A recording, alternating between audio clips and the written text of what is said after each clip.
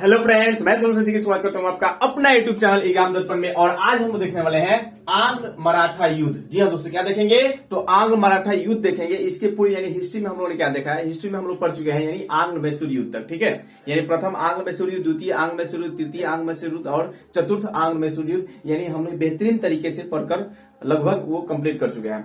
आज हम देखेंगे आपका आंग्ल मराठा युद्ध। और देखिए, सबसे पहले हमको समझना यह है कि भाई आंग्ल मराठा युद्ध होता कैसे है और सबसे पहले इसका कारण क्या था, यानी आंग्ल मराठा युद्ध होने का कारण क्या था। सबसे पहले अगर हम ये परिस्थितियों के बारे में समझ जाएंगे कि वो कौन सी परिस्थिति उत्पन्न होती है जिसके परिणाम स्वरूप आंग्ल मराठा युद्ध हुआ, तो ये आपको जो युद्ध है वो बेहतरीन तरीके से समझ में आएगी। एक तो होता है रटना, तो हमको रटना नहीं है बल्कि उन कारणों, उन आयामों को समझना है कि वो कौन कौन से कारण होते हैं जिसके परिणाम स्वरूप यानी युद्ध अवसंभावी हो जाता है। ठीक है, तो आप लोग वीडियो को अंत तक जरूर बने रहिएगा, यानी वीडियो में आए हैं तो अंत तक जरूर बने रहिएगा। चलिए हम स्टार्ट करते हैं। सबसे पहले हम देखेंगे कि आंग्ल मैसूर युद्ध होता है, तो आंग्ल मैसूर युद्ध में हैदर अली के सपोर्ट में यानी आपके मराठे जाते हैं। प्रथम आंग्ल मैसूर युद्ध में हैदर अली, मराठे, निजाम तीनों मिलकर क्या करते हैं, यानी चलिए पहले यहाँ पे स्पेस थोड़ा देख लेंगे कौन कहां प्रोसेस, ताकि आपको बेहतरीन तरीके से समझ में आए। यहाँ पर आप देखिएगा तो ये आपका जो क्षेत्र हो रहा है ये मैसूर का क्षेत्र था। ठीक है, और यहाँ पर आपका ये मद्रास वाला क्षेत्र है, कर्नाटक। मान लीजिए अंग्रेज आपके कहाँ पर अवस्थित है, मद्रास यहाँ पर अवस्थित है। ठीक है, और ये जो क्षेत्र आपका पड़ रहा है ये लगभग ये यहाँ पर निजाम अवस्थित है। ठीक है, यहाँ पर आपके अवस्थित है मराठे। यहाँ पे कौन है, तो यहाँ पर आपके हैं मराठे। और लगभग हम देख सकते हैं कि प्लासी का युद्ध हो चुका है, प्लासी का युद्ध हो चुका है। और हम लोग प्लासी का युद्ध पढ़े थे, जो 1757 ईस्वी में प्लासी का युद्ध हुआ। उसके बाद 1764 में बक्सर का युद्ध होता है। और प्लासी और बक्सर के युद्ध के बाद हम लोग क्या देखे थे, इलाहाबाद की प्रथम संधि, इलाहाबाद की द्वितीय संधि। तो प्लासी युद्ध एक बहुत निर्णायक युद्ध था जिसके परिणाम स्वरूप यानी अंग्रेजों की सत्ता वास्तव में देखी जाए तो प्लासी युद्ध से ही यानी बंगाल में यानी उसकी नींव पड़ चुकी थी। ठीक है, तो प्लासी युद्ध जो है 1757 में होता है, बक्सर युद्ध है। और इलाहाबाद की संधि उनके लिए समझिए कि एक कुंजी था, मतलब समझिए कि जो रूम होता है, रूम के लिए क्या मिल गया हमको, चाबी मिल गया। ठीक है, ताला का चाबी मिल गया। और वहां से यानी बक्सर युद्ध के पूर्व ये सभी क्षेत्रों से क्या करेंगे, सभी क्षेत्रों से ये केवल क्या कर रहे थे, यानी लगभग बोल सकते हैं कि मुक्त व्यापार, सभी क्षेत्रों में मुक्त व्यापार कर रहे थे। लेकिन इलाहाबाद के संधि के तहत जो द्वितीय इलाहाबाद की संधि होती है यानी 16 अगस्त 1765 ईस्वी को सुजाउद्दौला के साथ, तो इसी संधि के तहत हम लोग देखेंगे आपका शाह आलम द्वितीय के साथ इलाहाबाद की प्रथम संधि होती है, सुजाउद्दौला के साथ यानी इलाहाबाद की द्वितीय संधि होती है। तो इन दोनों संधियों के परिणाम स्वरूप हम देखेंगे कि अब इलाहाबाद, ठीक है, इलाहाबाद हो गया और संपूर्ण यूपी हो गया। ये जो आपके क्षेत्र दिखाई दे रहे हैं ये आपके उत्तर प्रदेश, ठीक है, बंगाल, बिहार, उड़ीसा, ये सम्मिलित रूप से बोल सकते हैं कि अब इस पर किनका अधिकार हो जाएगा, तो अब यहाँ पर है अंग्रेज। यहाँ पर कौन है, अंग्रेज हो जाएंगे। कौन कौन से युद्ध के बाद, तो हम देखेंगे यानी इसके लिए 2 युद्ध हुआ है। कौन कौन युद्ध हुआ है जी, तो हम देख सकते हैं एक आपका हुआ है प्लासी का युद्ध, याद रखिएगा प्लासी का युद्ध, प्लासी का युद्ध। और ये प्लासी का युद्ध कब हुआ है, कमेंट बताइए आप लोग। प्लासी का युद्ध 1757 ईस्वी को हुआ था, 1757 में आपका प्लासी का युद्ध हुआ। ठीक है, अगर आप ये वीडियो नहीं देखे हैं तो ये डिस्क्रिप्शन में लिंक दिया गया है, जाकर प्लासी का युद्ध, बक्सर का युद्ध और आंग्ल मैसूर युद्ध देख लीजिए, ताकि आपको बेहतरीन तरीके से समझ में ये वीडियो आएगा, आंग्ल मराठा युद्ध। ठीक है,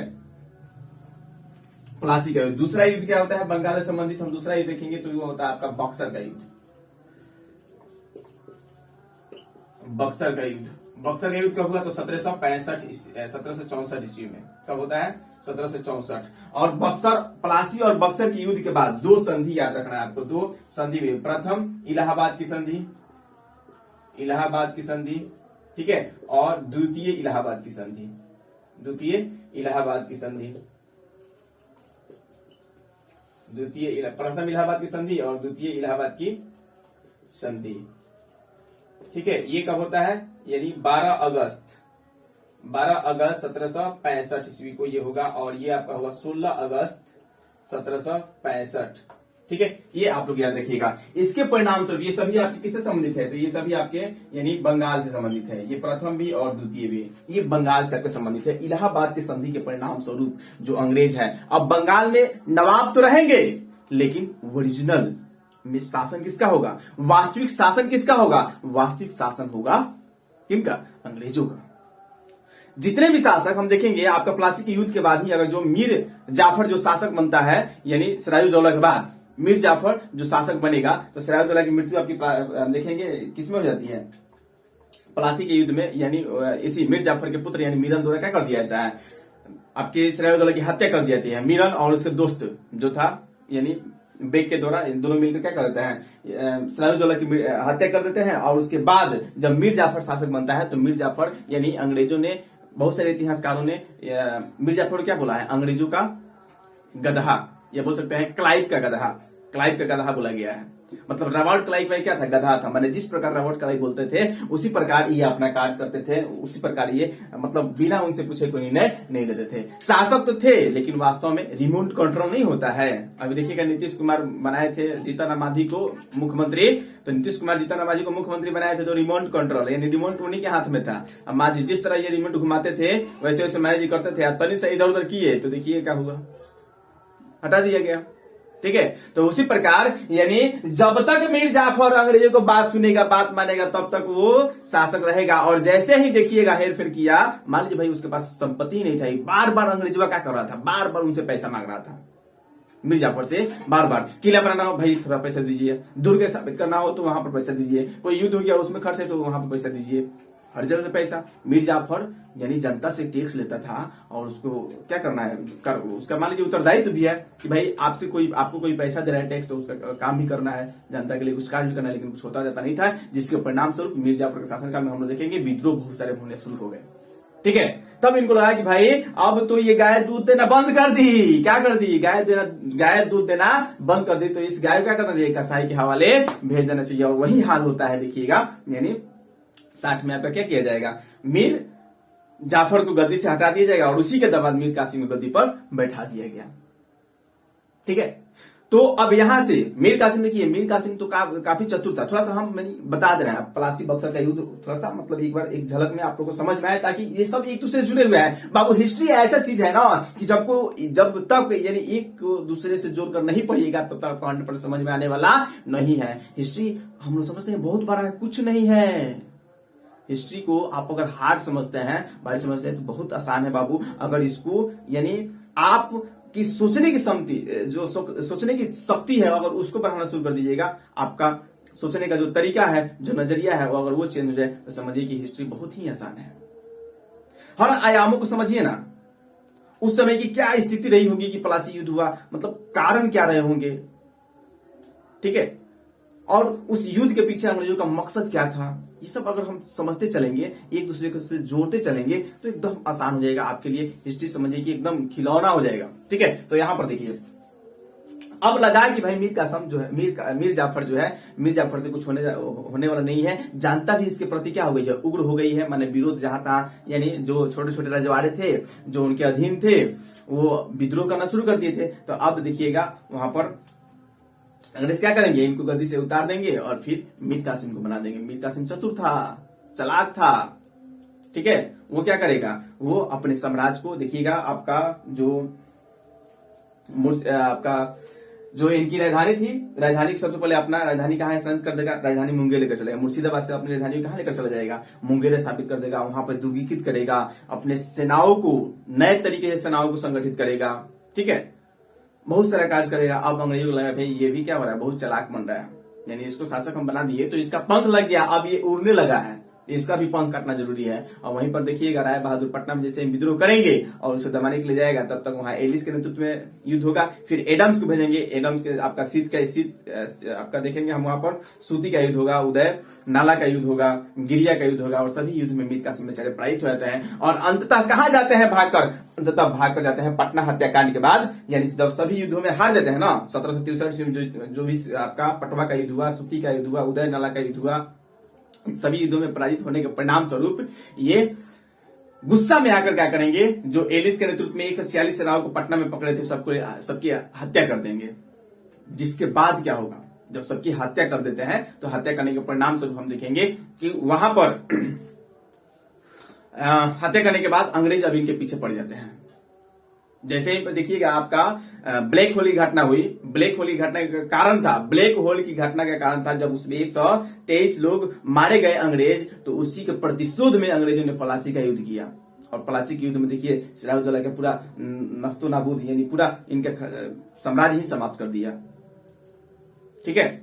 उसी के बाद यहाँ पर देखते हैं कि पटना हत्याकांड होगा, तो पटना हत्याकांड में मीर कासिम ने क्या किया था, 146 सेनाओं को, 148 148 सेनाओं को क्या कर दिया था, हत्या कर दी थी, जिसके परिणाम स्वरूप अब क्या होगा, अब अंग्रेज इनसे भी प्रतिशोध लेंगे, उसका बदला इनसे लेंगे और ये भाग कर जाएंगे शाह आलम द्वितीय के पास, जो अवध का नवाब शुजाउद्दौला भी वहां पर था, और दिल्ली सल्तनत यानी मुगल कालीन शासक जो शाह आलम द्वितीय, ये तीनों एकत्रित होंगे और बक्सर में यानी तीनों की सम्मिलित सेनाएं आएगी और वहां पर क्या हो जाएंगे, एक तरफ अंग्रेज और एक तरफ तीनों की सेनाएं, दोनों के बीच एक भयंकर युद्ध होगा। लेकिन उस युद्ध में क्या हो जाएंगे, बुरी तरह से पराजित होता है और अंततः ये दिल्ली भाग जाएंगे और वहीं पर इनकी मृत्यु हो जाएगी 1777 में। ठीक है, तो ये कारण था। यहां से क्या होता है कि अब अंग्रेज जो है ये अपनी बंगाल में पूर्ण रूप से क्या कर लेंगे, अपनी पैठ बना लेंगे। ठीक है, और ये क्या करेंगे, जो दो राजा जो मीर कासिम को सपोर्ट किए थे, उसमें कुछ सेना मीर कासिम को सपोर्ट की थी, उनकी ही सेना, अंग्रेजी सेना जो भारतीय थी मीर कासिम को सपोर्ट की थी, उनको तोप के सामने रखकर उड़ा दिया जाता है। और साथ में ये देखा गया है, हम देख सकते हैं कि जितने लोग जो शासक, चाहे वो शाह आलम द्वितीय हो या शुजाउद्दौला हो, दोनों के साथ इलाहाबाद की संधि की जाती है। प्रथम इलाहाबाद की संधि होती है आपका 12 अगस्त 1765 ईस्वी में, और इसके तहत हम देखेंगे 12 अगस्त 1765 ईस्वी में प्रथम इलाहाबाद की संधि होगी, और द्वितीय इलाहाबाद की संधि 16 अगस्त 1765 ईस्वी में होती है, शुजाउद्दौला के साथ भी और आपके शाह आलम द्वितीय के साथ भी। शाह आलम द्वितीय को मात्र यानी पेंशन पर इनको बैठा दिया जाएगा, भाई आप पेंशन लीजिए और चुपचाप शांत रहिए, अब आपको शासन नहीं करने दिया जाएगा। ठीक है, इनसे यानी इनको 26 लाख रुपए पेंशन में क्या कर दिया जाएगा, बैठा दिया जाएगा। और साथ में शुजाउद्दौला से जो संधि किया जाएगा, इलाहाबाद की संधि, तो इलाहाबाद की संधि जब शुजाउद्दौला के साथ किया जाएगा तो उसमें 50 लाख जुर्माना लग जाएगा। भाई तुम्हारे कारण हमारा इतना क्षति हुआ है, इस सबकी क्षतिपूर्ति तुम ही करोगे। जुर्माना लगाया जाएगा, इनके सारे अधिकारों को छीन, इनके सभी क्षेत्रों को छीन लिया जाएगा। और साथ में यानी पूरा इलाहाबाद, पूरा यूपी बोल सकते हैं, उत्तर प्रदेश, बिहार, झारखंड, ठीक है, उसमें एक ही में था, बंगाल में ही था, ये सब पर यानी शासन अब किनका हो गया, अंग्रेजों का। उस समय जब मीर कासिम भागे थे तो मीर कासिम की जगह पर मीर जाफर को बैठाया गया था। 65 में फिर देखेंगे कि 65 में मीर जाफर की मृत्यु हो जाती है, तो मृत्यु के परिणाम स्वरूप क्या होता है, यहाँ पर पूरा नजमुद्दौला को राजा बना दिया जाता है, नवाब बना दिया जाता है। और इस तरह से हम देखेंगे बंगाल में दोहरी शासन व्यवस्था ऐसा बन जाती है, एक तरफ से नवाबत होगी और दूसरी तरफ से अंग्रेजों की शासन होगी, दोहरी शासन व्यवस्था प्रारंभ होगी। ठीक है, और हम देखेंगे ये तो यहाँ पर पूर्ण रूप अपनी शक्ति उत्तर भारत में मौजूद कर ली है। अब इनको लगे भाई हमें दक्षिण भारत में भी क्या होना चाहिए, मजबूत होना पड़ेगा, दक्षिण भारत में भी हमारी स्थिति मजबूत होनी चाहिए। और ये भिड़ेंगे कहां पर, मैसूर पर। और प्रथम देखेंगे हम, प्रथम आंग्ल मैसूर जो युद्ध हुआ था, प्रथम आंग्ल मैसूर युद्ध। चलिए ये क्या है आपका, यहाँ पर है मराठे, यहाँ पे मराठा है, यहाँ पर आपका निजाम है, और ये है मैसूर। और ये मद्रास में इनकी कोठी है अंग्रेजों की, यहाँ पर भी अंग्रेज हैं। ठीक है, और ये आपका मुंबई एक क्षेत्र है, यहाँ पर भी समझ लीजिएगा, मुंबई तो ऊपर ही है लेकिन कहीं बना लीजिए यहाँ पर मुंबई, मान लीजिए आपका मुंबई वाला क्षेत्र है। मुंबई पर कौन है, मद्रास, और ये है मुंबई, और मुंबई पर है अंग्रेज, मुंबई पर कौन है, अंग्रेज। अब यहां पर हम लोग देखेंगे यहां पर क्या होगा भाई, तो यहां पर एक बड़ी बात उभर कर सामने आती है। ये देखें कि भाई हम तो लगभग उत्तर भारत में अब पसर गए हैं, फैल गए हैं। यहां पर आपका अवध वगैरह था, ये अवध का क्षेत्र था। ठीक है, यहां पर आपके ये तो आपका अवध हो जाएगा, ये दिल्ली हो गया। और यहां पे आपके थे, यहां पर हम देखेंगे तो यहां पे राजपूतों का शासन था, राजपूत।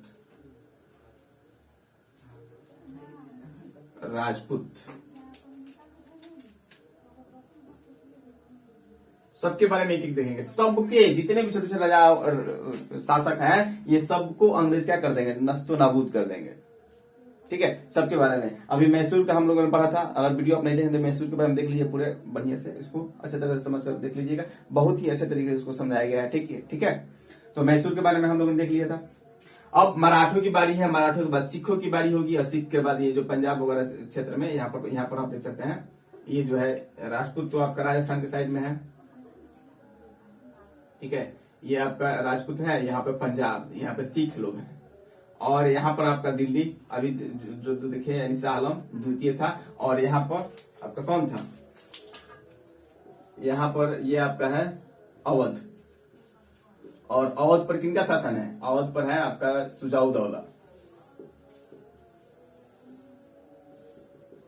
सुजाउद्दौला था, हम लोग देखे थे, और यहाँ पर कौन है, तो यहाँ पर शाह आलम द्वितीय, शाह आलम द्वितीय, यहाँ पर है सिख,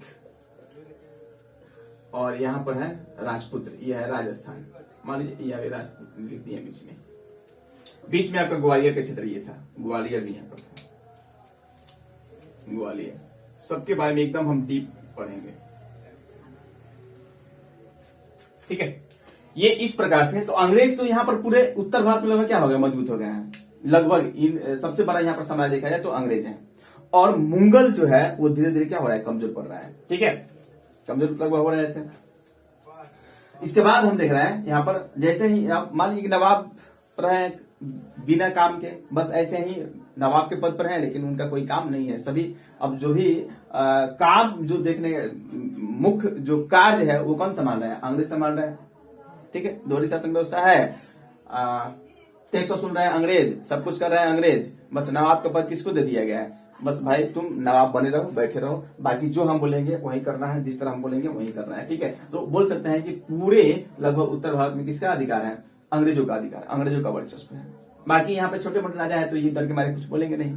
सबसे बड़ा कौन है, तो मराठा है, मैसूर है, इनको लग रहा था कि हमें मैसूर और मराठे को क्या करना चाहिए, अपने कब्जा में करनी चाहिए, क्योंकि दक्षिण भारत में केवल मद्रास में अवस्थित है, यहाँ पर जो मद्रास है यहीं पर अवस्थित है, यहाँ पर हम देखे सबसे पहले देखे थे कि मद्रास में इनकी तरह क्या की गई थी, दुर्ग खोली गई थी, दुर्ग स्थापित की गई, सबसे पहले हम देखे थे ना सेंट जॉर्ज फोर्ट, और उसके बाद विलियम फोर्ट यहाँ बंगाल में, और उसके बाद मुंबई जो उनको दहेज में मिला था, तो मुंबई में तीसरा इनका दुर्ग था, ठीक है, 3 भारत में पहले क्या थे, दुर्ग थे।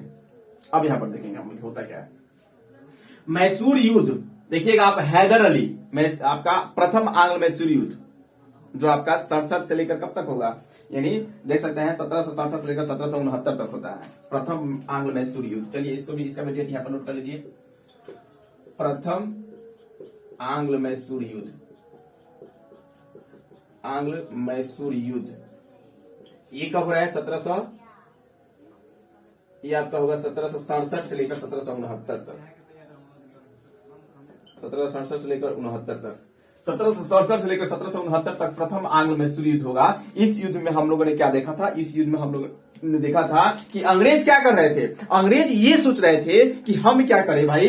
अब देखिए कारण ये था कि हैदर अली बहुत ही चतुर था, तो हैदर अली जो मैसूर का शासक था वो जानता था अंग्रेजों को कि भाई अंग्रेज जो है ये काफी क्या है, मतलब स्वार्थी हैं, अंग्रेज केवल मतलब इनको अपने आप से मतलब है भाई, कि इससे मतलब नहीं है, जब चाहेंगे तब ये क्या कर सकते हैं, ये अब मैसूर पर आक्रमण कर सकते हैं, इसलिए अपने शक्ति को बढ़ाने के प्रयास में जुट चुका था, अपने शक्ति को विस्तृत करने के प्रयास में लग चुका था, और अंग्रेजों को ये बात बर्दाश्त नहीं हो रही थी। उनको लग रहा था भाई सबसे जो चतुर है, देखिए दुश्मन भी होता है तो सबसे चतुर जो है वो पहले उसको प्राइज करना चाहिए, मंदबुद्धि होगा तो बाद में हम देख लेंगे।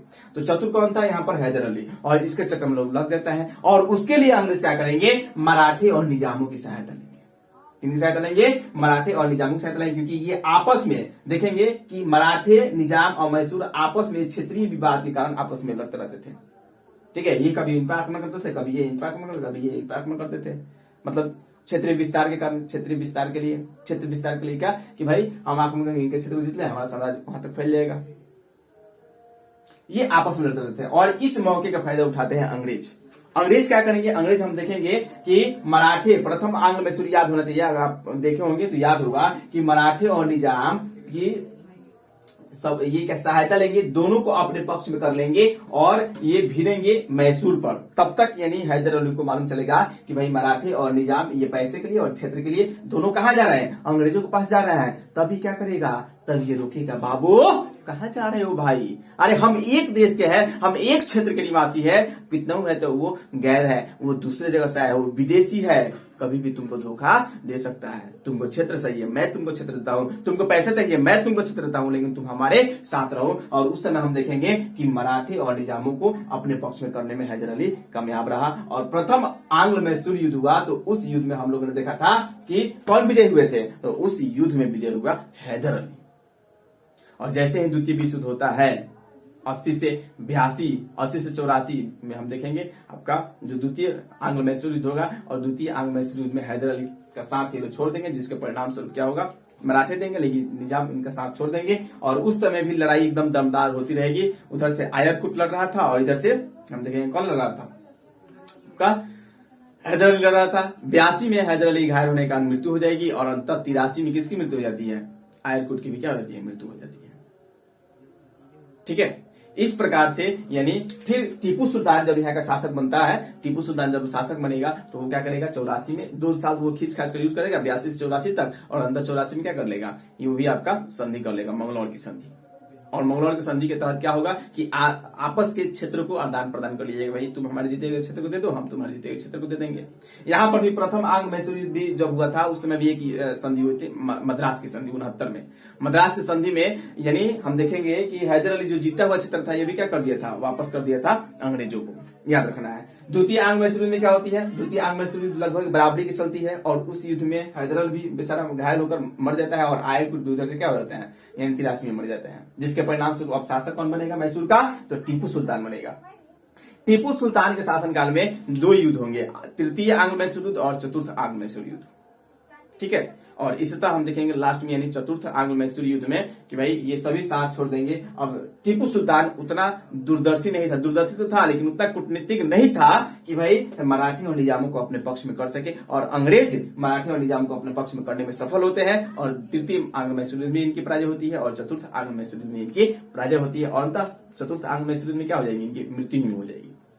तृतीय आंग्ल मैसूर युद्ध में हम देखे थे कि भाई इनको पराजित करने के परिणाम स्वरूप यानी मराठी और निजाम को क्षेत्र का लालच देकर अंग्रेज क्या कर दिए, हैदर अली पर, टीपू सुल्तान पर आक्रमण कर दिए थे, और आक्रमण करने के परिणाम स्वरूप क्या हुआ था कि आपका जो टीपू सुल्तान था उसके एक पुत्र को भी, 2 पुत्र को भी बंदी बना लिया गया था, और उनको छोड़ने के एवज में 3 करोड़ रुपए मांगा गया था, और इनके आधे साम्राज्य को भी मांग लिया गया था। ये आपको याद होना चाहिए। ठीक है, उसके बाद क्या होता है, उसके बाद हम देखेंगे कि आपका 99 में क्या होगा, चतुर्थ आंग्ल मैसूर युद्ध होगा, और चतुर्थ आंग्ल मैसूर युद्ध जब होता है उस समय टीपू सुल्तान की मृत्यु हो जाती है, और अंततः एक ओडियार वंश का छोटा से बालक को क्या कर दिया जाता है, यहाँ पर मैसूर का शासक बना देता है। तो हमें याद रखना है प्रथम आंग्ल मैसूर युद्ध और द्वितीय आंग्ल मैसूर युद्ध, क्योंकि हम देखेंगे जो आपका प्रथम आंग्ल मराठा युद्ध पढ़ रहे हैं, इसमें प्रथम आंग्ल मैसूर युद्ध और द्वितीय आंग्ल जो मैसूर युद्ध हो रहा है, इसका काफी यहाँ पर आवश्यकता पड़ती है, काफी इंपॉर्टेंट है इसके लिए, क्योंकि दोनों को अगर जोड़ कर नहीं देखिएगा तो फिर उतने बेहतरीन तरीके से समझ में नहीं आएगी आपको। ठीक है, सबसे पहले देखते हैं वो पहला कारण, ये तो आपको हो गया, ये आपसी द्वेष हो गया, ये हम समझ रहे थे। अंग्रेज किस प्रकार अपने चतुराई से क्या कर रहे हैं, ये अपने साम्राज्य का विस्तार कर रहे हैं, ये भी हम लगभग कहानी समझ लिए। हम देखते हैं वो सबसे पहला कारण क्या उत्पन्न होता है। हम देखेंगे आपका सभी लोग यानी मराठे यहाँ पर दिन पर दिन क्या हो रहा है, दिन पर दिन यहाँ पर हम लोगों ने देखा कि मराठे जो है दिन प्रतिदिन अपनी शक्ति को मजबूत करते जा रहे हैं, और इससे डर रहे हैं अंग्रेज, निजाम, मैसूर, राजपूत। ठीक है, और यहाँ पर जो आपके राजस्थान में आपके हैं, यहाँ पर देखेंगे आपका राजपूत हो गए, ग्वालियर, ये आपका क्या है, शाह आलम द्वितीय यानी पंजाब का क्षेत्र है, ये आपका ग्वालियर हो गया। यहाँ पर आप देखिएगा अवध है, अवध में आपका कौन है, सुजाउद्दौला। ये सभी लोग किनकी शक्ति से घबरा रहे हैं, यानी मराठों के उभरती हुई शक्ति से क्या हो रहा है, ये घबरा रहे हैं कि भाई ये अगर ये मजबूत हो जाते हैं तो फिर हमारे लिए समस्या हो जाएगी, फिर ये हमारे लिए आफत बन जाएंगे। और उस समय ये सभी लोग सोच ही रहे थे किसी प्रकार मराठों की शक्ति कम हो, और उसी समय आपका 1761 की कहानी आपको याद रखना है, 1761 की कहानी। 1761 में क्या होगा, 1761 में हम लोग देखेंगे यानी अहमद शाह अब्दाली एक लुटेरा है, अहमद शाह अब्दाली एक लुटेरा है, और वो आक्रमण कर देता है किस पर, तो मराठों पर आक्रमण कर देता है। ये क्या करता है, आक्रमण कर देता है, कहां, तो ये आक्रमण करेगा मराठों पर। ठीक है, मराठों पर आक्रमण करता है। उस समय यानी भारत में इतने छोटे छोटे राज्य हैं, रजवाड़े हैं, और किसी ने भी यह हिम्मत नहीं की कि हम मराठों का सपोर्ट करें और इंग्लैंड का विरोध करें, अंग्रेजों का विरोध करें, क्योंकि ये सोच ही रहे थे, ये चाह ही रहे थे कि भाई ये क्या हो, मराठे की शक्ति किसी न किसी कारण, यानी अगर हमसे नहीं हो रहा है तो अगर दूसरा कोई भी आक्रमण कर रहा है और उनको पराजित कर रहा है तो हमारे लिए फायदा है। ये सब लोग यही सोच रहे हैं। यहाँ पर हम देखेंगे कि यानी 1761 ईस्वी में क्या होगा, पानीपत का तृतीय युद्ध होता है। हम बोल सकते हैं इस युद्ध को क्या बोलेंगे, पानीपत का तृतीय युद्ध। 1761 में पानीपत का थर्ड वार, ठीक है, याद रखना है। और पानीपत का तृतीय युद्ध जो होगा, इसमें अहमद शाह अब्दाली किस पर आक्रमण करेगा, मराठों पर आक्रमण कर देता है। और इस समय हम देखेंगे कि अहमद शाह अब्दाली जो है, अहमद शाह अब्दाली का सपोर्ट कौन कौन कर रहे हैं। यहां पर जो आपका शाह आलम द्वितीय और आपका जो अवध का नवाब है सुजाउद्दौला, शाह आलम द्वितीय और अवध का नवाब सुजाउद्दौला तीनों, और एक आपका अहमद शाह अब्दाली, ये तीनों मिलकर आक्रमण करते हैं मराठों पर। ये शाह आलम द्वितीय और सुजाउद्दौला ये मराठों का सपोर्ट न कर इनके सहायता न कर इनकी सहायता कर रहा है। यहाँ अहमद शाह अब्दाली जो एक विदेशी लुटेरा है, अहमद शाह अब्दाली क्या है, एक विदेश का है, ये कहाँ का है, विदेशी है और लुटेरा है। ये लूटने के लिए, भारत को लूटने के लिए क्या कर रही है, क्या किया है, यहाँ पर आक्रमण किया है। और यहाँ पर हम देखेंगे कि शाह आलम द्वितीय और सुजाउद्दौला दोनों क्या होते हैं, यानी सपोर्ट कर देते हैं आपका अहमद शाह अब्दाली का। इस समय यानी 1761 की बात कर रहे हैं, तो इस समय शासन किनका था, शासन था आपका, इस समय देखेंगे आपके मराठा जो पेशवा थे, मराठे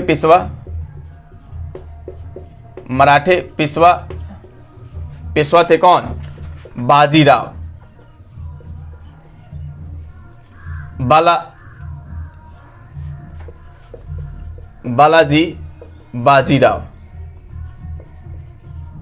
बालाजी बाजीराव क्या है, इस समय आपके पेशवा हैं, याद रखना है, ये क्या है, मराठे पेशवा बालाजी बाजीराव, ठीक है। और इनकी तरफ से नेतृत्व कौन कर रहा है, यहां पर तो हम देख रहे हैं कि अहमद शाह अब्दाली की सहायता के लिए आपके शाह आलम द्वितीय खड़े हैं, सुजाउद्दौला खड़े हैं, और यहां पर यानी बालाजी बाजीराव अकेले युद्ध में लड़ रहा है और इनके साथ इनके दो लोग, एक आपका हम देखेंगे जो नेतृत्व कर रहे हैं युद्ध का, जो युद्ध के नेतृत्व कर रहे हैं वो आपके, जो युद्ध का नेतृत्व कर रहे हैं वो आपके हो जाएंगे, जो युद्ध का नेतृत्व कर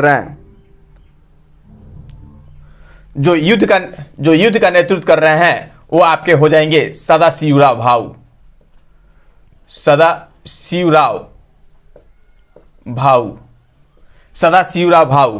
और दूसरा व्यक्ति जो इनका सपोर्ट कर रहा है, जो सेनापति है, इनका सेनापति ये विश्वास राव है। कौन है, ये आपका यहां पर विश्वास राव है, याद रखना है, विश्वास राव, ठीक है।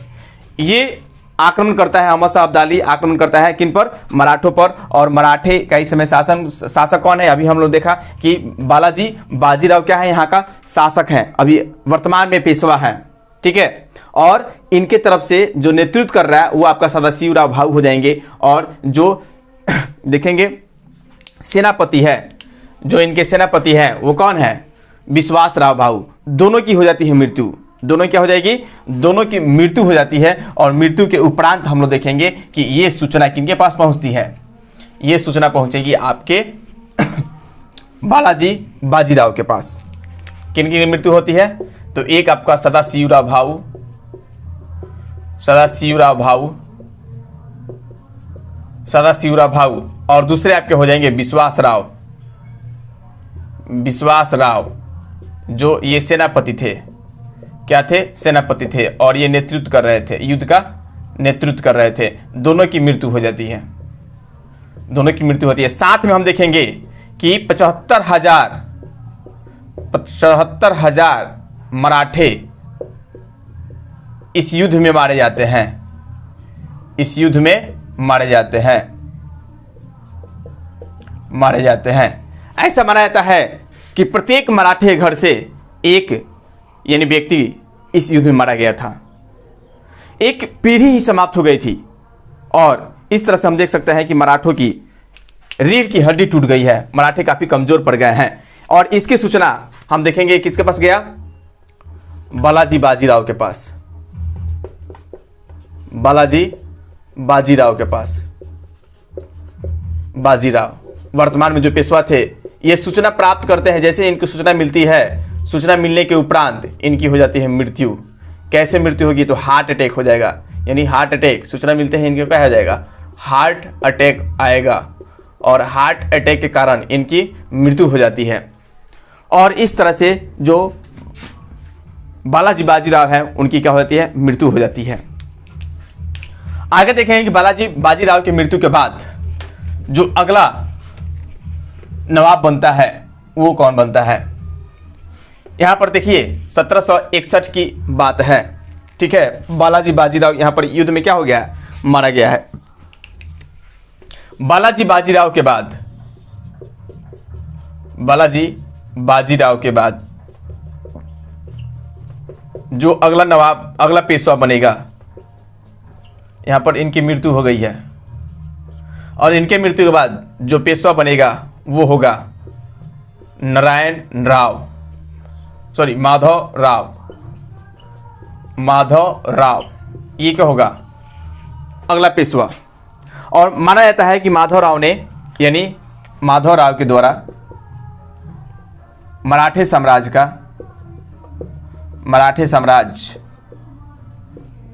का विस्तार किया गया। मराठे साम्राज्य जो काफी क्या हो गए थे, कमजोर पड़ गए थे। यानी तृतीय पानीपत के युद्ध में जो मराठे साम्राज्य काफी कमजोर पड़ गए थे, 75,000 लोग मारे गए थे। बालाजी बाजीराव की मृत्यु हो गई थी, सदाशिवराव भाऊ मारे गए थे और विश्वासराव मारे गए थे और काफी धन जन की क्षति हुई थी। इन सबकी क्षतिपूर्ति तो ये नहीं कर सकता था, लेकिन कुछ हद तक इसने क्या किया, अपने साम्राज्य का विस्तार किया और पुनः यानी निजामों पर आक्रमण किया, मैसूरों पर आक्रमण किया और इनके कुछ क्षेत्रों को जीता। और जीतने के परिणाम स्वरूप यानी अपने साम्राज्य को यानी पूर्व की स्थिति में लाकर खड़ा कर दिया।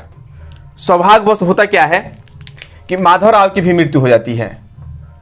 इनकी भी मृत्यु हो जाती है कब, 1772 ईस्वी में। यहाँ पर देखेंगे 1772 ईस्वी में इनकी भी क्या हो जाती है, मृत्यु हो जाती है।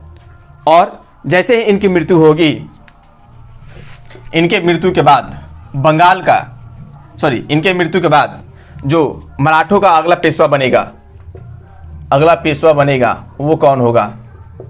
तो इनके मृत्यु के बाद यानी माधवराव की मृत्यु के बाद अब जो पेशवा बन रहे हैं उनका नाम है नारायण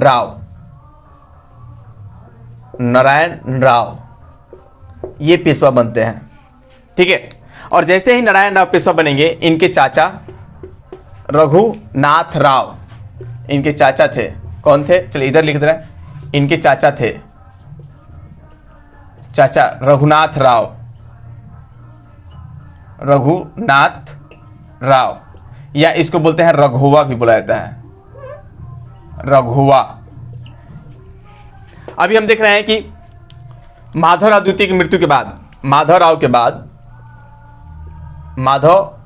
बाद जो पेशवा बन रहे हैं वो नारायण राव बन रहे हैं। लेकिन इनके चाचा कौन है, रघुनाथ राव, ये खुद क्या बनना चाहते हैं, ये खुद पेशवा बनना चाहते थे। याद रखना है, ये खुद पेशवा बनना चाहते थे, ठीक है, लेकिन बनना चाहते थे। और इसलिए ये क्या करेंगे, रघुवा के द्वारा यानी रघुनाथ राव के द्वारा कुछ ऐसा षड्यंत्र रचा जाएगा जिसके कारण क्या होगा, नारायण राव की मृत्यु हो जाती है। इनके षड्यंत्र के कारण क्या हो जाएगी, नारायण राव की मृत्यु हो जाती है। और जैसे ही इनकी मृत्यु होती है, रघुवा यानी रघुनाथ राव अब सोचता है कि अब मैं पेशवा जरूर बनूंगा, ठीक है। इसी समय यानी महादजी सिंधिया और नाना फडणवीस रघुवा का काफी विरोध करते हैं। जो रघुवा था यानी रघुनाथ राव क्या बनना चाहता था, पेशवा बनना चाहता था। और ये हत्या करवाता है किनका? नारायण राव। और ये खुद पेशवा बनना चाहते थे, लेकिन इनका विरोध कौन करेंगे? इनका विरोध कर रहे हैं नाना फडणवीस। और प्लस में एक और व्यक्ति थे, वो कौन? महादजी सिंधिया।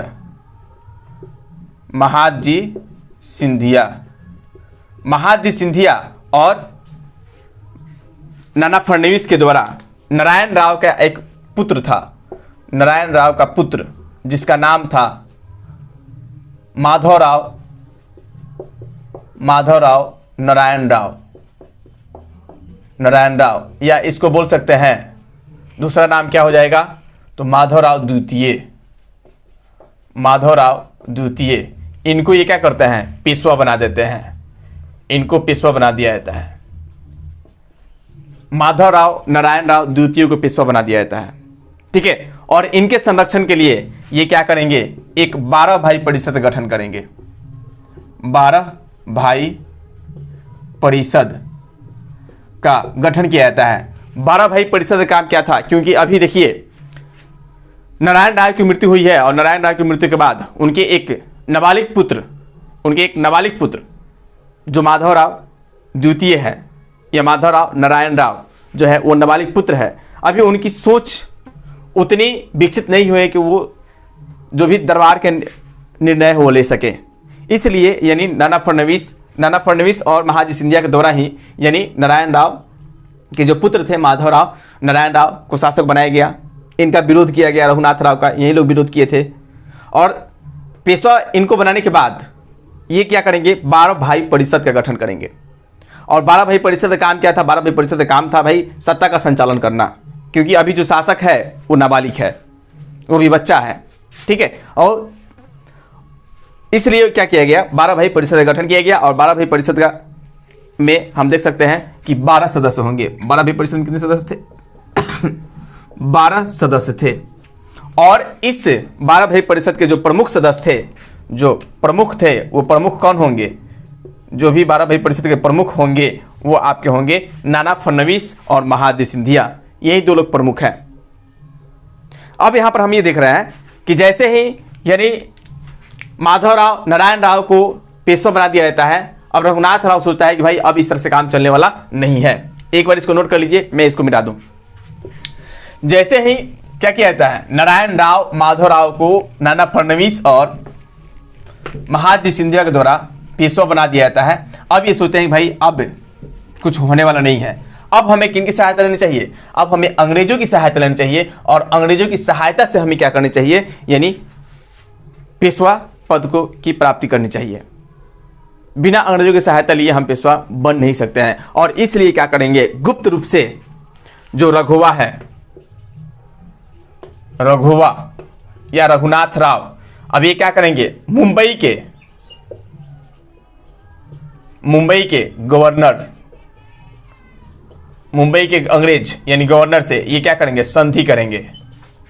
ये क्या करेंगे? एक संधि करेंगे। और इस संधि को हम बोलते हैं सूरत की संधि।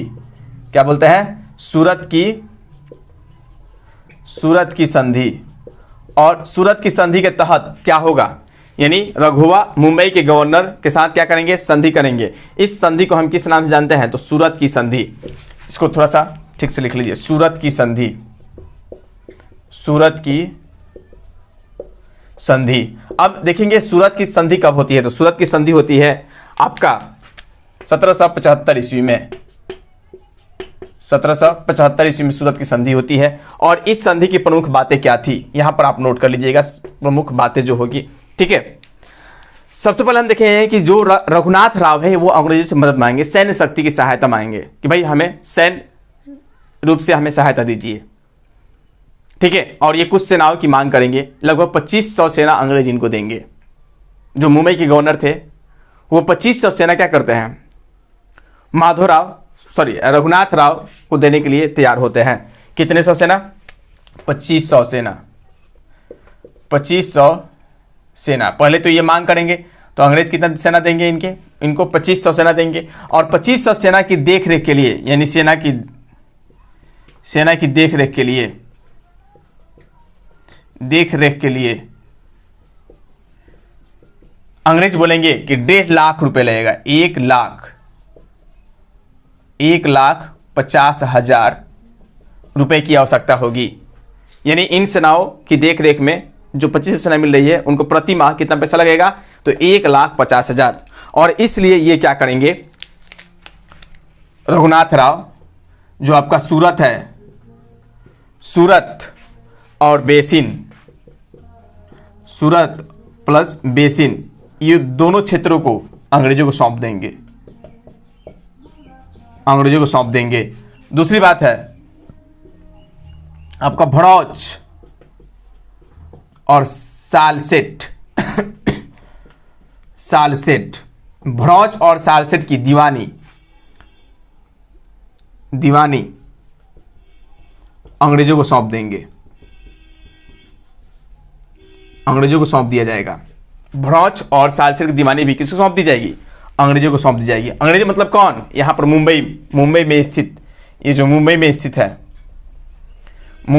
है इन्हें। अभी हम देखेंगे 1773 ईस्वी में वारेन हेस्टिंग जो है, वो वारेन हेस्टिंग अभी आया है, लेकिन इनको ये सूचना प्राप्त नहीं हुई है कि भाई हमारे पीठ पीछे ये संधि हो रही है। और ये संधि के बाद, जैसे ये संधि समाप्त होती है, इस संधि के तुरंत बाद हम लोग देखेंगे कि आपके जो रघुवा और अंग्रेज दोनों मिलकर आक्रमण कर देते हैं किन पर, मराठों पर। ठीक है, और इस युद्ध में, उस युद्ध को हम किस नाम जानते हैं, तो वह युद्ध होता है अरास का युद्ध। और इस अरास के युद्ध में बुरी तरह से जो अंग्रेज है वो पराजित हो जाते हैं। ठीक है, यानी जैसे ही क्या करेंगे, यानी रघुवा और आपके मराठे दोनों मिलकर किस पर आक्रमण करेंगे, दोनों मिलकर आक्रमण करते हैं, रघुवा और अंग्रेज दोनों मिलकर मराठों पर आक्रमण करते हैं। और वह युद्ध होता है, युद्ध को हम किस नाम से जानते हैं, तो युद्ध होगा मराठे और अंग्रेजों के बीच। युद्ध कौन सा होता है, अर्रास का युद्ध, अर्रास का युद्ध। और इस युद्ध में जो अंग्रेज है वो पराजित हो जाते हैं।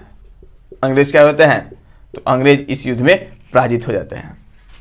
उनको यानी मराठे की शक्ति के बारे में उतना अंदाजा नहीं थी कि भाई मराठे इतने मजबूत भी हैं।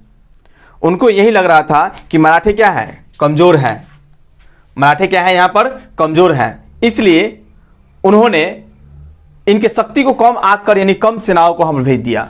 यानी थोड़ी सी सेना, हल्की सेना गई और मराठों के साथ युद्ध की, और इस तरह से अंग्रेज जो होते हैं बुरी तरह से उस युद्ध में पराजित हो जाते हैं। अब इसकी सूचना जब वारेन हेस्टिंग को मालूम चलेगी तो अब वो क्या करेंगे, चलिए इसके बारे में देखेंगे। ये नोट कर लिए होंगे आप लोग, यानी अरास का युद्ध यहाँ पर हो गया।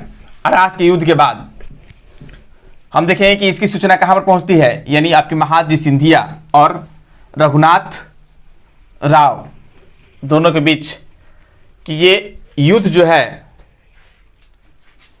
अरास के युद्ध के नाम से जाना जाता है। और इसकी सूचना वारेन हेस्टिंग के पास जाती है, किसके द्वारा, महादजी सिंधिया और आपके देख सकते हैं यहाँ पर जो नाना फडणवीस है, महादजी सिंधिया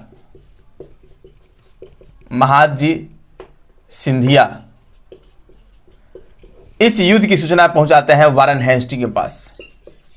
वारेन हेस्टिंग के पास इस सूचना को पहुंचाते हैं। वारेन हेस्टिंग के पास इस सूचना को पहुंचाते हैं और बोलते हैं, देखिए महाराज, आपके पीछे, यानी आप तो गवर्नर जनरल हैं, और युद्ध करने की और किसी के साथ संधि करनी है और किसी के साथ युद्ध करनी है, ये सब तो निर्णय आप जब गवर्नर हैं, गवर्नर जनरल है और आपके अंदर गवर्नर है, तो बिना पूछे, बिना आपसे राय लिए, यानी मुंबई गवर्नर ने क्या कर दिया, हम पर आक्रमण कर दिया। इस तरह से वारेन हेस्टिंग क्या करेगा, वारेन हेस्टिंग अब यहां पर मराठों के साथ, यानी माधवराव द्वितीय के साथ संधि करेगा। वारेन हेस्टिंग माधवराव द्वितीय के साथ संधि करेगा। तो वारेन हेस्टिंग और माधवराव द्वितीय के साथ जो संधि होगी उसे हम जानते हैं पुरंदर की संधि के नाम से। क्या बोलते हैं, पुरंदर की संधि। इसे हम किस नाम जानेंगे, पुरंदर की संधि के नाम से जाना जाता है। और ये पुरंदर की संधि कब होती है, तो 1776 ईस्वी में। पुरंदर की संधि कब होती है, तो 1776 ईस्वी में आपकी होती है पुरंदर की संधि। ठीक है, अब यहां पर देखिएगा, एक तरफ हो गया आपके पुरंदर की संधि और एक तरफ हो गया आपकी सूरत की संधि। अब इस तरह हम देखें तो अंग्रेज भी दो तरह से आपको बटे हुए दिखाई देंगे, यानी मुंबई के जो गवर्नर है वो सपोर्ट कर रहे हैं किनका, मुंबई के जो गवर्नर है वो सपोर्ट कर रहे हैं सूरत के संधि के तहत, सूरत की संधि के तहत, यानी मुंबई के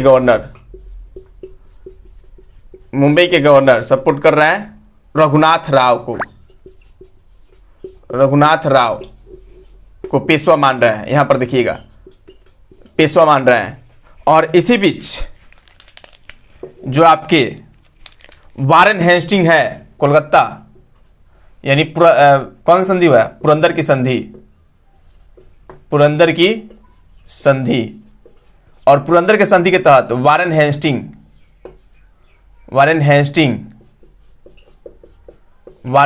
किसको गवर्नर मान रहा है, ये मान रहा है माधवराव द्वितीय को, ये पेशवा मान रहा है, माधवराव द्वितीय को पेशवा मान रहा है। अब हम देखेंगे कि अंग्रेज जो है ये दो भागों में बटे हुए हैं, एक सूरत के संधि को वर्चस्व मान रहा है, ठीक है, सूरत के संधि को मान रहा है, और दूसरा पुरंदर के संधि को मान रहा है। अब इसमें ये देखेंगे कि जो मुंबई को सालसेट प्राप्त हुआ था ये पुरंदर के संधि के तहत, यानी जो वारेन हेस्टिंग है सालसेट को ले लेते हैं, सालसेट तो ले लेते हैं, मिलने वाला जो है उसको छोड़ेंगे नहीं, लेकिन ये सपोर्ट किसको करते हैं, ये पेशवा मान रहा है आपको माधवराव द्वितीय को, और यहां पेशवा मान रहा है ये कौन, मुंबई के जो गवर्नर है ये पेशवा मान रहा है रघुनाथ राव को। इस तरह से जो मत है ये विभक्त हो जाता है, अलग अलग भागों में बढ़ जाता है। अब ये फैसला कहां पर होगा, तो इस फैसला को हम देखेंगे, ये फैसला होगा आपका इंग्लैंड में, ये फैसला होगा।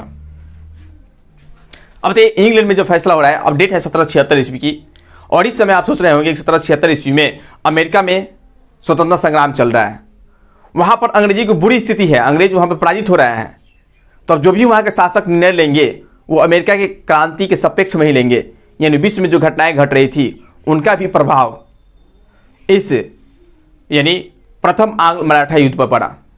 अब देखते हैं कि उस घटनाओं का किस हद तक प्रभाव पड़ता है, और जो अंग्रेज में बैठी सत्ता है वो कौन से निर्णय लेती है।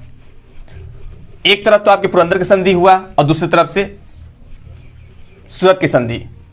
अब जो इंग्लैंड में बैठी सरकार है, इंग्लैंड में बैठी जो सत्ता है वो किस संधि की मान्यता देती है, इसके बारे में चर्चा करेंगे। तो उससे पहले हम थोड़ा सा विश्व के परिप्रेक्ष्य में थोड़ा सा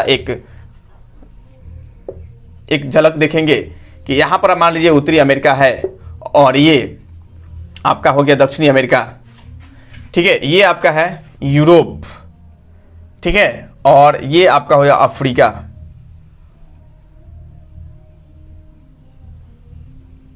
ये आपका अफ्रीका है, और ये जो भाग आपको दिखाई दे रहा है ये मान लीजिए आपका एशिया का भाग है, ठीक है। अब हम यहां पर देखेंगे कि विश्व के परिप्रेक्ष्य में होता क्या है। जो अंग्रेज थे, मान लीजिए यहां पर अंग्रेज बैठे हुए हैं, सॉरी ये कॉल आ गया था, यहां पर अंग्रेज बैठे हुए हैं, और अंग्रेज जो है ये विश्व में व्यापार किस प्रकार करते थे। जैसे हम देखेंगे कपास प्राप्त करते थे अमेरिका से, ये आपका अमेरिका है, अमेरिका से कपास प्राप्त करते थे, ये आपका अफ्रीका है, और ये इंग्लैंड है आपका इंग्लैंड। और इंग्लैंड में औद्योगिक क्रांति हुई है, आप लोगों को मालूम है यूरोप में ही क्या हुई है, औद्योगिक क्रांति हुई है। तो एक बात बताइएगा, ये कच्चे माल प्राप्त कर रहे थे अमेरिका से, यानी कपास प्राप्त करते थे अमेरिका से और लेकर आते थे इंग्लैंड, और कपास की खेती के लिए इनको मजदूर मिलता था अफ्रीका से, ठीक है, और पुनः यहां से तैयार माल लाकर बेचते थे अफ्रीका एवं एशिया के अन्य देशों में। तो इस तरह से त्रिकोणमितीय व्यापार चल रहा है। यहां से ये सस्ते दाम में मजदूर खरीद रहे हैं, दास खरीद रहे हैं, और दास की आवश्यकता है अमेरिका को, तो यहाँ पर लाकर बेच दिए, और यहाँ के जो किसान है वो दास को खरीद लिए, और यहाँ से कपास का उत्पादन किए किसान, और कम दामों में इनको कपास मिल गया, और ये कपास लाकर बेच रहे हैं कहाँ पर, इंग्लैंड में, सॉरी कपास लेकर आ रहे हैं इंग्लैंड में, और पुनः इससे वो कपड़ा को तैयार कर रहे हैं और लाकर अफ्रीका में बेच रहे हैं, क्योंकि अफ्रीका मैन पावर अधिक है, यहाँ पे जनसंख्या अधिक पाई जाती है, और इसके साथ ही ये व्यापार करते थे आपका एशिया के अन्य देशों में, एशिया में भी इन चीज़ों को बेच रहे थे। तो इनको लगा ये जो त्रिकोणमितीय त्रिकोणमितीय व्यापार इनका जो चल रहा था, अब ये तो अमेरिका हाथ से निकल रहा है। 1776 ईस्वी की कहानी हम देख रहे हैं कि 1776 ईस्वी में आपका जो अमेरिका है, अमेरिका स्वतंत्र हो जाता है। ये यहां पे स्वतंत्रता दिवस लोग मना रहे हैं, स्वतंत्रता दिवस मना रहे हैं। कारण क्या है कि अमेरिका जो है यहां पर स्वतंत्र हो चुका है और इंग्लैंड को ये लग रहा है कि भाई अमेरिका तो हमारे हाथ से निकल गया, जहां से हम कपास प्राप्त करते थे, और उसकी क्षतिपूर्ति, उसकी जो क्षति है उसकी पूर्ति के लिए हमें कोई दूसरा ऑप्शन देखना पड़ेगा। और उनको साफ साफ दूसरा ऑप्शन दिखाई दे रहा था, ये आपके भारत का ये क्षेत्र आप देख सकते हैं। यहां पर जो मराठा वाला क्षेत्र है, गुजरात के कुछ क्षेत्र और ये महाराष्ट्र वाला क्षेत्र, यहां पर काली मृदा पाई जाती है। कौन सी मिट्टी पाई जाती है? तो यहां पर काली मिट्टी पाई जाती है। और काली मिट्टी की विशेषता क्या है? काली मिट्टी की विशेषता के कारण हम देखेंगे कि यानी काली मिट्टी जो होती है अपने अंदर जल को अधिक समय तक अवशोषण करके रख सकती है, ठीक है, जिसके परिणाम स्वरूप वहां पर काली मिट्टी में ही, काली मृदा में ही यानी कपास की खेती अधिक की जाती है। काली मिट्टी जो होती है कपास की खेती के लिए काफ़ी उपयुक्त होती है, इसलिए यानी इनको लगा कि भाई अब हम देख सकते हैं भारत में भी, आज भी हम देख सकते हैं कि भारत में सबसे अधिक कपास कहाँ पे उपजाया जाता है? कपास सबसे अधिक यानी आपके मराठा वाले क्षेत्र यानी जो महाराष्ट्र है, यहीं पर सबसे अधिक कपास का उत्पादन होता है। गुजरात में कपास का उत्पादन होता है जहाँ पर काली मिट्टी का विस्तार हो।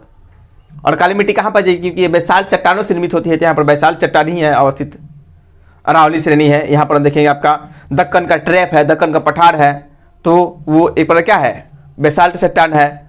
तो यहाँ पर काली मिट्टी का विस्तार हुआ है। तो अंग्रेज ये सोच रहे थे कि एक तो हमारे क्षेत्र से, एक हमारे हाथ से अमेरिका निकल रहा है, लेकिन इसकी क्षति, यहाँ से जो क्षति हो रही है इसकी हम पूर्ति कहाँ से करेंगे? तो इसकी पूर्ति हम महाराष्ट्र से कर सकते हैं, अगर हम किस संधि को मानते हैं? सूरत की संधि को मानते हैं।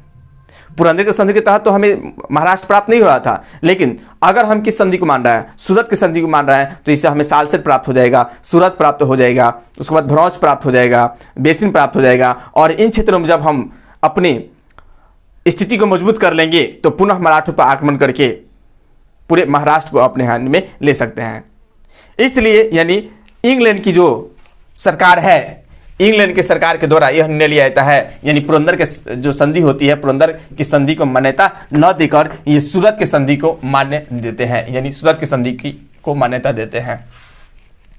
और जैसे ही सूरत की संधि को मान्यता दिया जाएगा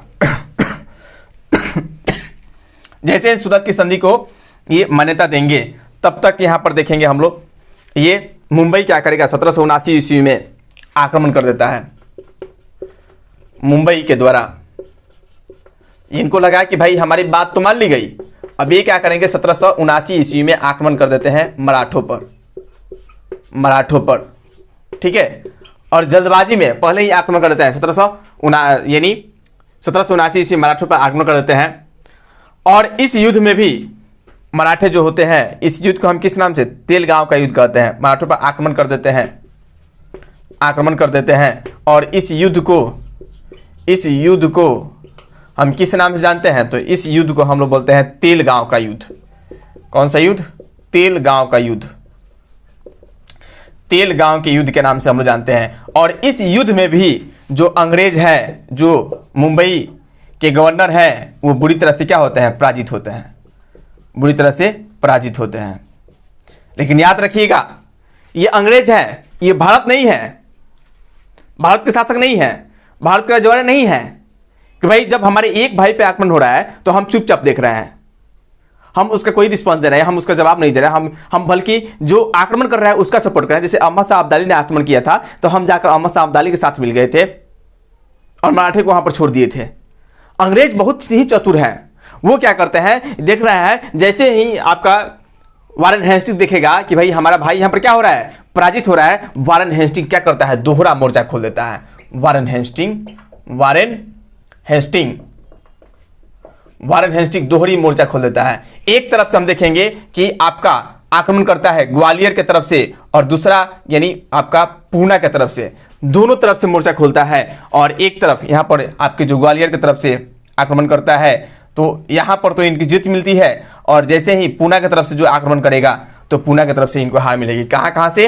तो एक ग्वालियर, अपने सैनिकों को 2 भागों में बांटकर, यानी एक ग्वालियर और दूसरा पूना, अपने सेनाओं को 2 भागों में बांटकर दोनों तरफ से अभियान को प्रारंभ करता है। और एक तरफ से क्या होती है, इनकी हार होती है। पूना में ये हार जाते हैं, पूना में हार जाते हैं, लेकिन ग्वालियर में जीत जाते हैं।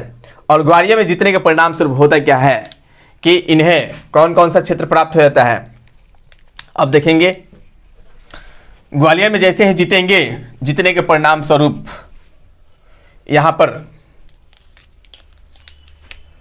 आपका जो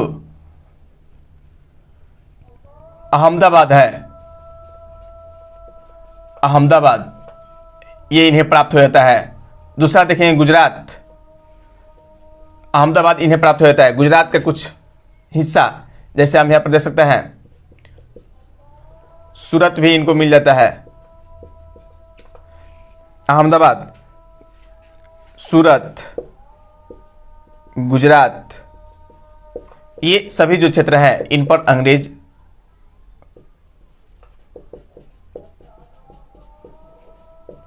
अंग्रेजों की विजय होती है, यानी ये क्षेत्र अंग्रेजों के अधीन चला जाता है। ठीक है। और ये जो वारेन हेस्टिंग्स जो आक्रमण करता है, ये 1780 की कहानी है, ये डेट याद रखिए। 1780 ईस्वी में ये क्या करेगा, आक्रमण करेगा, अपनी सेनाओं को 2 भागों में बांटकर। एक ग्वालियर की तरफ से मोर्चा खोलेगा और दूसरा मोर्चा खोलेगा आपका पूना की तरफ से। तो ग्वालियर में ये जीतेंगे और पूना में हार जाएंगे, पूना में हारेंगे, ग्वालियर में जीतेंगे। ग्वालियर में जब जीतेगा तो अहमदाबाद, गुजरात और आपके सूरत, इन सभी क्षेत्रों पर किसका अधिकार हो जाएगा, अंग्रेजों का अधिकार हो जाएगा। ये पॉइंट हम देख लिए। अब यहां पर देखिए परिस्थिति सेम चल रही है, इसलिए हमने बोला कि भाई आंग्ल मैसूर युद्ध भी आपको याद होना चाहिए। 1780 ईस्वी में हम लोग देखेंगे द्वितीय आंग्ल मैसूर युद्ध हो रहा है। 1780 ईस्वी में द्वितीय आंग्ल मैसूर युद्ध, द्वितीय आंग्ल मैसूर युद्ध, मैसूर युद्ध प्रारंभ हुआ है। और इधर 1780 ईस्वी में ही, 1780 में ही वारेन हेस्टिंग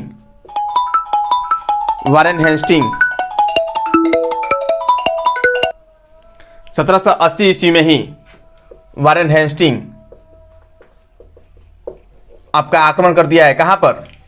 एक तो आपके ये लड़ रहा है आंग्ल मैसूर के साथ लड़ रहा है, और इधर आपके लड़ रहे हैं मराठों की तरफ, मराठों से एक साथ दोनों से युद्ध कर रहे हैं, जिसके परिणाम स्वरूप अब इनको लगा कि हमें किसी न किसी एक के साथ यानी संधि करनी पड़ेगी। एक तरफ हम देख रहे हैं कि यहां पर आयरकुट के नेतृत्व में युद्ध लड़ी जा रही है मैसूर में। किसके नेतृत्व में? आयरकुट के नेतृत्व में, आयरकुट के नेतृत्व में युद्ध लड़ी जा रही है हैदर अली के साथ, हैदर अली के साथ। और यहां पर मराठों के साथ वारेन हेस्टिंग के नेतृत्व में युद्ध लड़ी जा रही है। यहां पर हम देखेंगे कि एक साथ 2 युद्ध को ये संभाल नहीं पाते हैं, और इनको लगा कि भाई हमें किसी न किसी तरह से क्या करना चाहिए, पहले मराठों के साथ अभी संधि कर लेनी चाहिए। और ये क्या करेंगे 1782 ईस्वी में, 1782 ईस्वी में, 1782 ईस्वी में सालवाई की संधि हो जाती है, सालवाई की संधि हो जाती है।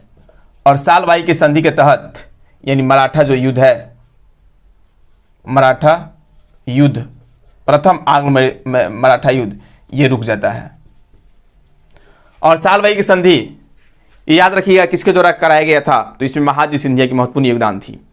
महाजी सिंधिया भी चाहता था कि संधि हो जाए, युद्ध रुक जाए।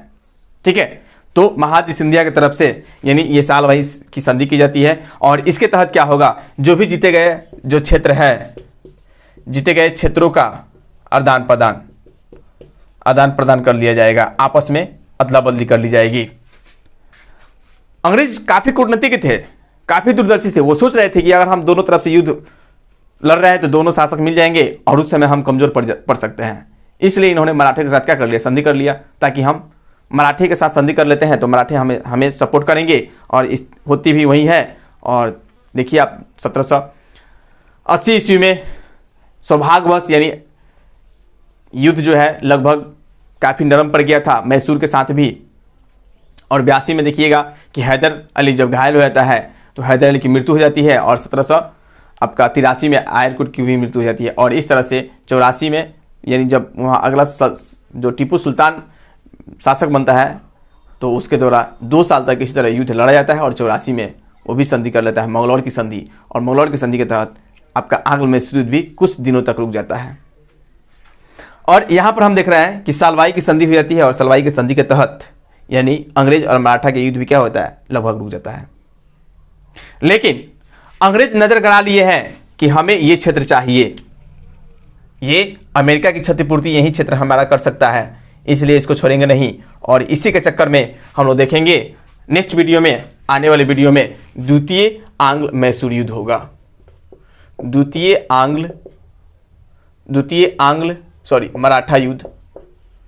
मराठा युद्ध होगा। ठीक है, तो उम्मीद करता हूं कि ये वीडियो आपको काफी पसंद आई होगी। तो फिर मिलते हैं अगले वीडियो में, तब तक के लिए धन्यवाद। जय हिंद दोस्तों।